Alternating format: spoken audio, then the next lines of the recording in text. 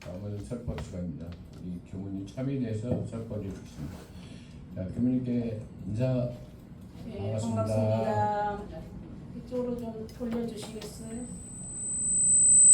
왜 이렇게 이 삑삑 소리가 나는지 모르겠습니다.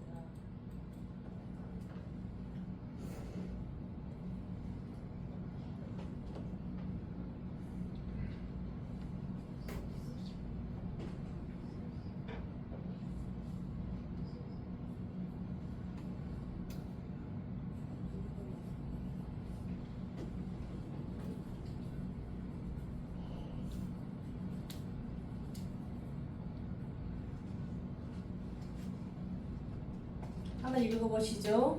이 원상의 진리를 각한 인과응의 이치가 음양상승과 같이 되고 있다는 사실. 첫째, 우주 만유 운행 원리인 음양상승은 육도 사생의 승강 원리인 인과 보응에 작용한다는 것. 둘째, 제보보라고 모든 경계는 응용론용으로서 실행된다는 것. 오늘 참회기도 8월 마지막 법회입니다. 엊그저께 8월 21일 법인절을 저녁에 하고 또 이렇게 연거포서 법회를 보시니까 굉장히 어려우실 것입니다. 그렇지만은 참회에 대해서 말씀드리고자 합니다. 참회라고 하는 것은 역사적으로 불교에서 의미 있게 다뤄왔습니다. 엄불교에서도 참회문을 통해서 깊은 의미가 전달되고 있는 중요한 개념입니다. 우리가 참회라는 키워드를 이렇게 다룰 때 일반적으로 가장 흔하게 다가온 의미가 뭐라고 했냐면은 반성입니다. 반성해라. 잘못을 했으니 반성을 해라. 뉘우치게 된다는 의미입니다. 그러는데 때문에 사람들에게도 참회의 의미가 정답게 다가오지 못할 경우가 많습니다. 반성을 하면 누가 좋겠어요? 잘했다고 칭찬을 하면 좋지요. 그렇지만 일부 종교에서 표현을 하듯이 죄인이라는 것을 잘 받아들이려 하지 않기 때문입니다. 그러면은 어쩐지 그 종교에서 표현하듯이 죄인이라고 하면은 왠지 부자유하는 바에 느끼게 되고 자신감을 잃게 되고 주눅이 들어요. 죄인이다. 너는 죄인이다. 하면은 되겠습니까? 너는 죄인이다. 특히 불교에서 강조해온 카르마, 업이라고는 말이 있습니다. 그 업은 그 개념과 결부되어서 과거 잘못으로 인해서 앞으로 좋지 않은 일을 겪게 된다는 것을 연상시키는 원인도 있을 것입니다. 카르마가. 그래서 그 업보를 푸는 방법으로 제가 그 여의도 교당에서 모셨던 심익순 원로님이 계셨어요. 그분이 옛날 신도한 교당에 첫 교무를 가셨는데 그 동네에서 한 집이 가장 눈에 띄게 좋아 보이더랍니다. 심익순 교무님이. 그래서 그 집을 누가 지었느냐고 물으니까 지환선 씨라는 분이 사람이 지었다고 그러는 거예요. 그래서 지환선 씨라는 사람은 서울 교도인데 부잣집 애동딸이에요. 근데 집이 부자니까 아버지가 그 집이 애동딸인데 집이 부자니까 아버지가 막 돌아다니면서 남자애를 한 명 더 데려다가 가르쳤어요. 그런데 그 아이가 공부를 잘해서 지환선 씨라는 사람과 결혼도 시키고 일반 유학까지 보냈어요. 그런데 이 사람이 일반 유학을 다녀오면서 누구를 만났냐? 다른 여자를 만난 거예요. 실컷 공부하라고 유학을 보내니까. 그래서 다른 여자를 만나서 결혼을 하고 돌아왔는데 이 지환선 씨가 생각할 때 자기 친정에서 돈을 대줘서 가르쳐 놨는데 다른 여자하고 그 살림을 차려서 돌아왔으니까 얼마나 화가 나겠습니까? 그래서 지환선 씨가 이 남자가 평양에 가서 검사 노릇을 하고 있는데 석 달에 한 번씩 몽둥이를 들고 올라와서 다 때려 부시고 오는 거예요. 때려 부셔. 그러면은 이 부부가 하라 하지 말라는 소리도 안 하고 피해버리는 거예요. 피해버려요. 거기서 막 때려 부시는데. 그러나 화병이나. 그런데 그 지환선 씨가 서울에서 대종사님을 만난 후에, 지환선 씨는 교도입니다. 만난 후에 총무에 가서 석 달간 선을 하는 거예요. 오늘처럼 연불 십성 뭐 답을 극락맛을 보셨는지 모르겠지만은 하여튼 그 한순간이라도 이 석 달간, 그때는 이 하루 가서 우리가 교도 훈련을 하는데 그때 대종사님 당시에는 3달간 선을 하는 거예요. 그래서 대종사님께서 이 지환선 씨를 보고 뭐라고 했느냐, 우리에게는 타전의 교육이라는 것이 있지. 예, 있습니다.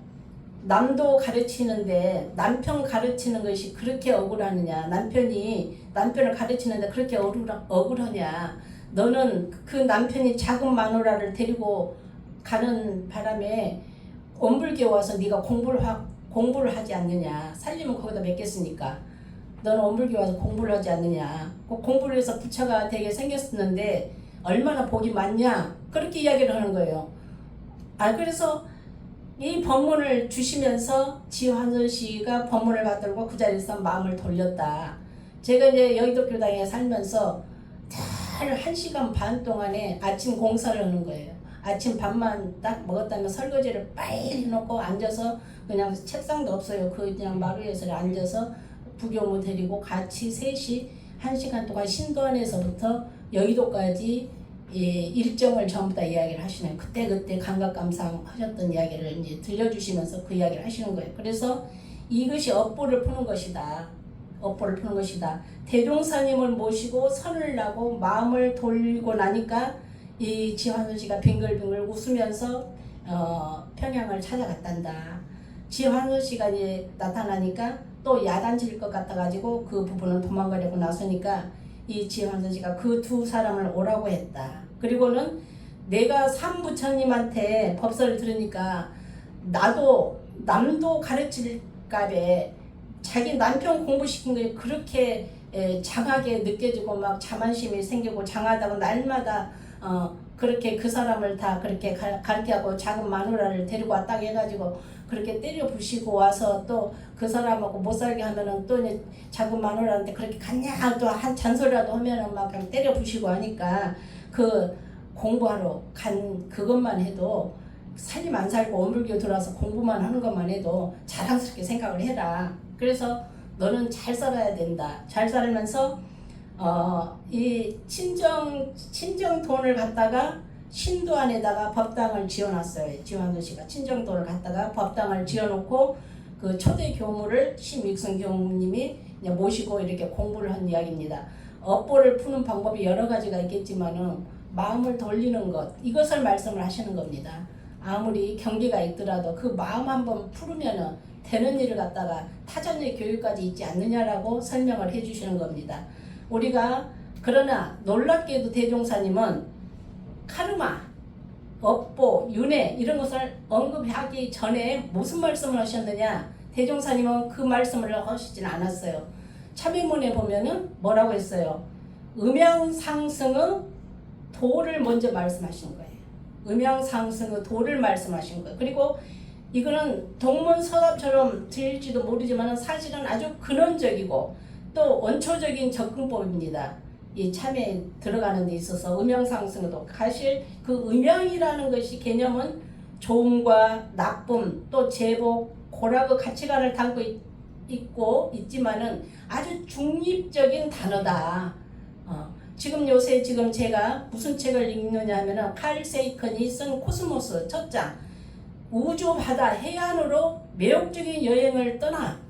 근데 우주라는 것이 여러 가지 반드시 읽어봐야 되겠어. 우리 교도님들도 우주에 대한 이야기를 대종사님이 여러 번 법신불로 표현하시고 이론상으로 표현하시고 이 작품의 코스모스는 과학 대중서의 결정적인 책이구나 이런 생각을 했습니다. 우주와 인간 존재에 대해서 가장 시적이고 철학적인 탐구를 이분이 이 큰 굉장히 많거든요. 그래서 이제 2달간, 3달간 읽으라고 이제 우리 청사님께서 해주셨는데, 우주 탄생에서부터 인간 의식의 진화까지 시간과 공간을 넘나드는 지적인 여정을 선사해준 책을 법신불이라고 하는 이론상을 대하면서 다시 한번 느끼게 됩니다. 우리 삶의 여정이 생명의 진화와 자연의 선택이요. 그래서 그 영혼과 삶과 죽음, 생명과 죽음에 대한 철학적인 성찰, 미래에 향한 이야기예요. 그리고 과학의 윤리와 인류 선택. 누가 은하수를 지배했느냐? 누가 지배해요? 수많은 별에서 여러분들 왔잖아요. 어디서 오셨나요? 수많은 별에서 왔어요. 저희들은 가만히 보니까, 그 책에 보니까 나도 별에서 왔구나. 외계 생명체 우주 문명 누구 지식이냐? 인류 책임과 지구 운명. 대표 그 어떤 구절구절을 이렇게 넘기면서 시처럼 이야기하려고 하는 독자적인 입장에서 전달하고자 하는 이 가일 세이큰의 이야기를 이렇게 천문학자예요, 이분은. 그리고 우주 생물학자고 행성과학자고. 그래서 이 커뮤니케이션 분야 개척자이신데, 이 탐사선 계획도 이분이 이렇게 쭉 쓰시면서 그 동양어 철학서를 이제 써놨으니까 한 번씩 쭉 읽어보시고 법신부를 이해하고 이론상을 이해하려면 이 책을 좀 우리 교도님들이 많이 읽으셨구나 이 생각을 했습니다. 그래서 이 음양상승이라고 하는 단어를 대종사님은 갖고 오셨는데, 이것은 나와 만물이 생성하는 원리를 담고 있을 뿐만 아니라 그 잘못 되돌아보고 뉘우치고 깨우친다는 그 차별문의 첫 장을 장식하고 있는데, 이것이 선행과 악행 인과율이한 설명으로 이어집니다. 선인선과 악인악과 많이 들어보셨죠? 예. 그래서 우주만유 운행원리인 음양상승은 육도 사생은 승강원리인 인과보응에 작용한다는 것. 이것을 이제 깨우치셔야 되겠다. 이 원성의 진리를 각하면은 사람만이 알 수 있는 그러한 그 내용에 해당되지만 음양상승까지도 바라보신 대종사님의 제자이시기 때문에 이 음양상승과 인과보응이라는 법칙이 호리불차도 일분일각도 쉬지 않는다는 것을 믿고 실행할 수 있는 우리 교도님들이 되기를 기원드립니다. 또한 이제 둘째는 뭐냐면은, 자, 음양상승과 우주 육도 윤회 승광 원리를 이렇게 음양상승으로 발표를 해 주셨는데, 이것이 둘째는 모든 것이 제복 고라고 경계는 응용무념으로서 실행된다는 거예요. 제복 고라고 모든 경계는 응용무념으로서 실행이 된다. 죄니 복이니 고니 낙이니 하면서 오직 그 당하는 사람의 입장에서 전개되는 것이다. 아무리 사람이 좋아하는 것이 낙이고 사람이 싫어하는 것이 고라고 하는 것이 있지만은 주관적인 영향에서 전개될 뿐이지 그 운행하는 진리 입장에서는 음양상승은 끊임없는 작용에 불과하다는 거예요. 음양상승. 그래서 우리가 이 뮤지컬에 보면은 그러잖아요. 명성황후를 보면서 대한제국의 멸망을 막 예달파잖아요. 물분을 토하잖아요. 그런데 그 공화주의 입장에서는 왕조 멸망의 발걸음에 불과하다. 새 시대로 이어가는 과정으로 다시 전개되는 음양상승 이치에서 다시 거기서 멸망을 하지만 다시 오는 진리 입장에서는 부진 장강 공곤내하니 이런 식구가 있어요. 그래서 대장강의 출렁이는 물결 한 조각에 불과하다. 음양상승 입장에서 보면 돌고 도는 이치 따라서. 그래서 영원히 우리는 참회문을 통해서 다시 변화하는 진리를 따라서 대종사님께서는 오랜 세월 동안에 이 중요한 것을 주셨구나. 그래서 오늘 또 이제 법어봉독을 하셨는데 이 물음표를 이제 하고 있잖아요. 그래서 대종사님은 오랜 세월을 이어오면서 참여에는 몇 가지 방법으로 참여를 하겠죠? 2가지죠. 사창과 이창. 근데 역시 음양상승과 인과보응이 설명이 가능해요. 그래서 사참이라는 것이 뭐냐? 쉼없이 굴러가는 내 업의 작용에서 선순환으로 악순환으로 기하 변속을 하는 거예요.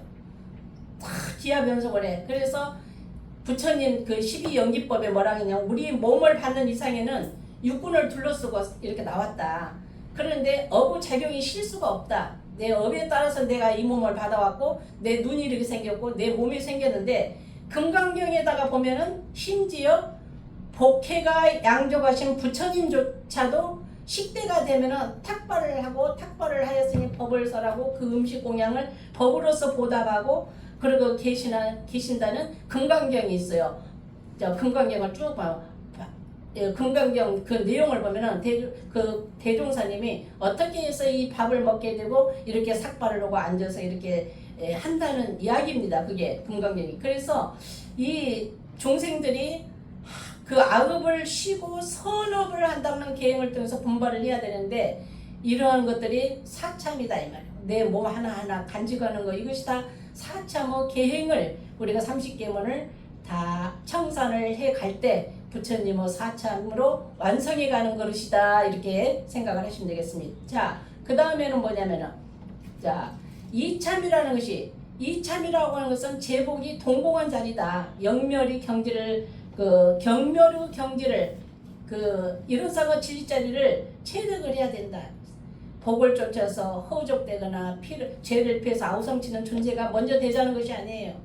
막 그것을 뭐 계문을 갖다 놓고 그냥 그것이 안 떨어져 갖고 내가 정황되기가 너무나 어려워. 그럴 것이 아니다. 30계문 중에서도 하나만테도 정황이 오를 수 있는 기의 찬스가 있다. 그러니까 그 원래 자리에, 동공한 자리에 내가 과거에 지은 잘못을 무의로 돌린다는 뜻입니다. 이참, 음양상승의 도를 따라서 무념으로 운행할 재고 복락의 물결에 허둥댈 것이 아니라 진리와 똑같은 무념처의 죄가 이게 딱 맞대어 가지고 이론상 진리처럼 저 허공에 제어고 뿌린 탐진치를 많이 제거할 뿐이다. 끊임없이 그 계정애를 다가갈 뿐이다. 그래서 우리가 사람이 탄 배는 풍랑이 뒤집어지지만은 짐만 실은 배는 풍랑을 만나도 뒤집어지지 않는다. 이런 이야기가 있습니다. 그래서 그 밀양이라고 하는 영화 보셨나요? 거기에 보면은 기독교인들한테 기쁜 반항을 주는 그런 그 영화인데, 요약하면은 내 아이를 죽였어. 네 아이를 죽인 죄수를 용기 내서 면회를 가요. 면회를 가니까 지금 살인하는 것들이 나이가 낮아진다고 그러죠. 어린 아이들이 막 살인하고 또 사람도 죽이고, 사람만이 아니야. 그냥 아무렇지 않더니 길거리 가는 애들도 그냥 이렇게 해코지를 한다 이 말이야. 그러는데 아들을 죽였어. 그래서 용기를 내서 이제 면회에 갔는데 본인은 하나님한테 참여를 해. 그 사람은 기독교인이었던가 보지. 구원을 얻었다고 말을 하는 거예요. 자기는 구원을 얻었다. 그러는데 영화 주인공은 내가 용서한 적이 없어. 나는 저 사람을 용서한 적이 없는데 하나님한테, 하나님 뭔데 내 아들을 죽인 그 감옥에 있는 저 사람을 용서했다는 거냐? 원망을 하게 되죠. 만일 주인공이 참회문에서 말하는 경지에 올랐다면은 이런 경우 어떻게 반응할 것이 한번 생각해 보세요. 여러분들 만약에 그러면은 도무지 가늠하기 어려운 슬픔 앞에 놓인 그 주인공이지만은 실수는 업보는 실수 업보, 그 죄수의 업보는 그 진리께서 죄수에게 내릴 것이다 이 말. 그 죄수의 업보, 그 사람이 지은 업보, 사람을 죽였잖아요. 그러는데 그 업보는 진리께서 내린다 이 말. 그런데 뭔 진리께서 내려야 되는데 하나님께서 다 용서해, 한번 참여를 하면은 영원히 참여가 된다고? 그것이 아니다. 나는 내 인과 보험을 운전해 가는 사람이잖아요. 음양상승의 이치에 따라서 소중한 삶을 이끌어 나가는 사람이잖아요. 그렇게 생각을 해야 돼. 그러는데 오늘 이야기를 들으면서 어떻게 진리께서 용서해 주셔야지 하나님이 대신해서 죄를 내가 대속하고 간다고 그래서 그것이 용서가 되나요? 그렇지 않다 이 말이에요. 오늘 이야기를 들으시는 우리 교도님들은 현실에 굉장히 어려운 일들이 많아요. 그래서 이제 제가 이제 이 이야기를 다시 한번 돌려보면은 한번 화면이 나오는가 모르겠어요. 자.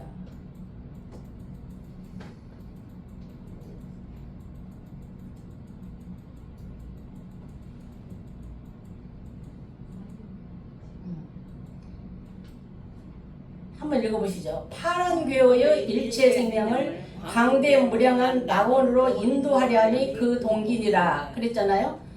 자, 그러면은 요즘 자기 생명을 자기 스스로 끊는 불행한 일들이 많이 일어난다고 그러는데, 수면제를 먹고 죽는 사람, 농약을 먹고 죽는 사람, 철로에 뛰어들어서 죽는 사람, 물에 빠져서 죽는 사람, 실로 생각할 수 없는 일들이 이 순간에도 일어나고 있다 이 말이에요. 얼마나 괴로우면은, 얼마나 살기가 힘들면은 자기 귀중한 생명을 끊는 고통을 겪어야 하는가. 과연 이 세상은 그렇게 괴로운 세상인가.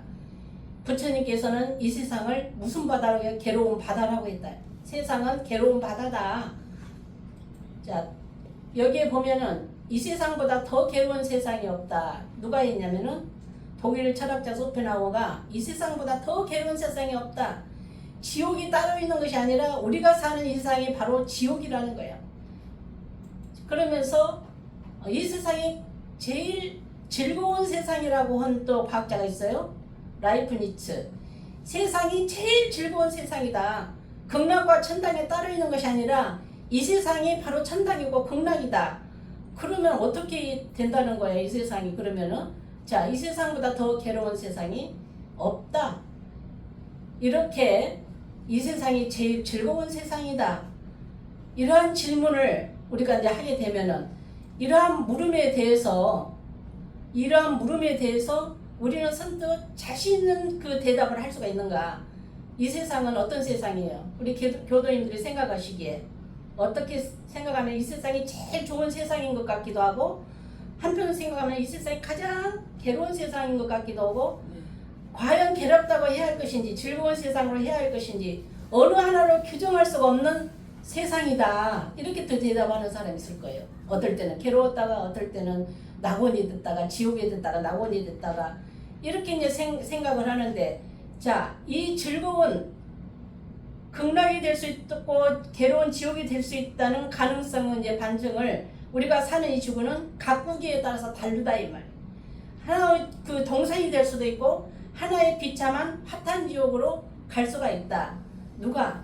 자, 인공위성을 타고 나르는 하늘에 가보아도 그곳에 천당이 있다고 말해요, 없다고 말해요?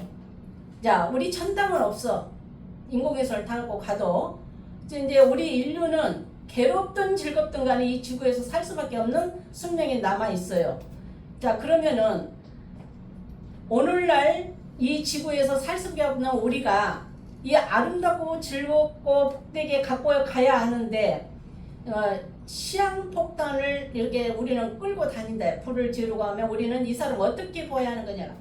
오늘날 세계사교 속에서 우리 인류는 어떻게 너무나 어리석은 모습에 살고 있는데, 오늘날 세계는 하나의 세계다 이 말이에요. 자, 이 지구는 하나의 동산이에요. 세계 인류는 한 가족이라고 말을 하고 있어요. 자, 그렇게 말을 하고 있는데 너는 폭탄 세례를 받는데 나만 무사할 수가 없다 이 말이에요. 폭탄 세례로 요새 그냥 비가 그냥 그 지방에 팍 내리고, 어떨 때는 그냥 땅이 그냥 갈라질 대로 갈라지고, 이렇게 된다 이 말이에요. 이웃 동네가 어떻게 될지도 몰라. 그렇게 이러한 것들이 현대 사는 우리들인데, 자, 이웃집에 불이 나면은 비도덕적인 그 판을 치고 산다면은 우리는 어떻게 세상을 살아가야 되느냐. 오늘날 세계는 하나의 세계, 살면 같이 살고 죽으면 같이 죽을 수밖에 없는 시대다. 자, 그러는데 지금은 이러한 것들이 대종사님은 뭐라고 말씀하셨지? 읽어보시죠. 파란 고의 일체 생명을 광대무량한 낙원으로 인도하려 함이 그 동기니라. 그렇게 말씀하셨어요. 자, 그러면 이제 이런 대종사님의 말씀을 따라서 우리는 어떻게 가야 될 것이냐? 자, 일찍이 소태산 대에서는 현대 과학 문명이 발달됨에 따라, 시작. 현대 과학 문명이 발달됨에 따라 물질을 사용하여야 할 사람의 정신은 점점 쇠약하고, 사람이 사용하여야 할 물질의 세력은 날로 융성하여 쇠약한 그 정신을 항복받아 물질의 지배를 받게 하므로 모든 사람이 도리어 저 물질의 노예 생활을 면하지 못하게 되었으니, 그 생활에 어찌 파란 고해가 없으리요. 파란 고해가 분명히 있다고 그랬으니까 대종사님 그러셨죠? 네. 파란 고해가 있다. 그러면은 우리는 어떻게 해야 되냐? 자, 돈이 세상에서 가장 중요한 거거든 하고 이제 이명수, 박명수 그렇게 말을 하고 있네요. 돈만 제일이다. 그렇게 돈만 제일이라고 하는 그 자녀한테 그 부모가 돈만 제일이라고 하는 자녀에게는 그 부모가 없어요. 돈만 제일이라는 부모는 이 자녀 교육도 가족도 없습니다. 돈만 제일이라는 것은 국민은 국가도 없습니다. 자, 돈 때문에 원망하고 돈 때문에 잘 나눠줘야 돼. 그래서 너무나 원망스러운 일들이 많이 있는데, 자 그러면은 돈을 위해서는 불효도 해야 되고 국가도 팔아야 되고 가정 국가가 될 때 그 불행은 과연 어떤 것이 되겠느냐. 돈 때문에. 자, 돈 때문에 사는 그런 세상이 되어서는 안 된다. 현명한 지도자는 대중의 정신관리를 할 줄 알아야 된다. 이 말. 자, 현명한 효주는 그 가족의 정신관리를 할 줄 알아야 된다. 현명한 지도자는 늘 대중의 정신관리를 할 줄 알아야 된다. 대통령도 국민을 이 관리를 잘해야 되고 뭐 하여튼 잘해야 돼요. 그러니까 잠을 못 자지. 그래서 이 호주, 나 자신, 나도 이런 정신관리를 현명한 지도자가 돼야 되겠다 이런 생각을 해봅니다. 자, 현명한 호주는 가족의 정신관리를 잘 할 줄 알아야 된다 이 말씀입니다. 자, 그래서 이 현대에서 가장 불안 요인은 뭐가 이제 물질에 있습니까? 정신에 있습니까? 이 가장 근본적인 불안 요인이 정신관리 부재에서 오는 정신 세력의 취약에서 온다. 이렇게 이제 답을 하시면 되겠습니다. 자, 그래서 정신 세력의 확장을 해야 되는데 이렇게 웃음을 묻는 사람이 되는. 자, 그러면은 어떻게 관리를 하느냐? 시작. 그러므로 질적 종교의 신앙과 사실적 도덕의 훈련으로서 정신의 세력을 확장하고 물질의 세력을 항복받아 파랑과의 일체 생명을 광대무량한 낙원으로 인도해야 함이 그 동기니라. 이렇게 말씀을 해요. 그러므로 그랬어요. 정신 세력을 확장을 해라. 그래서 물질이 규종관계 제2로 돌아갈 때 이 정신도 물질도 함께 이렇게 빛나서 이 땅에 광대무량한 낙원 세계가 건설될 것이니 너희들도 생명의 목적은 환히 얻게 된다. 그러니 이 길을 알려주신 대종사님의 개교 동기를 우리는 한번 이렇게 의미를 하면서 참여하는 오늘 자 음양상식의 원리를 각한 우리가 돼야 되겠다. 이 소태산 대종사님 정확한 진단을 우리는 개교 동기로서 처방을 받았고 이러한 뜻으로 정신 세력을 확장하기 위해서 질적 종교의 신앙과 사실적 도덕의 훈련을 주장을 하신 대종사님의 각을 내 가정에 끌어들이고 내 가가 아니라 미신이 아니라 오히려 망고불변의 절칙으로 받아들여서 정신의 주체를 삼는 우리 교도님들이 되시고 또 9월달을 맞이할 수 있는 그러한 소중한 시간들이 되기를 기원드립니다. 수고 많이 하셨습니다. 감사합니다.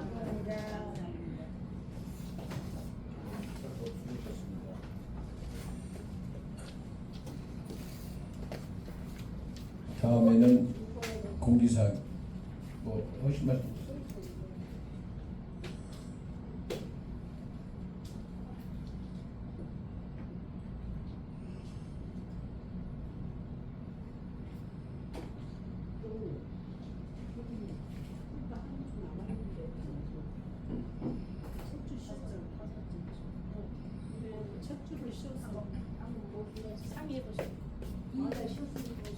다 하는 걸로 알고 있어요.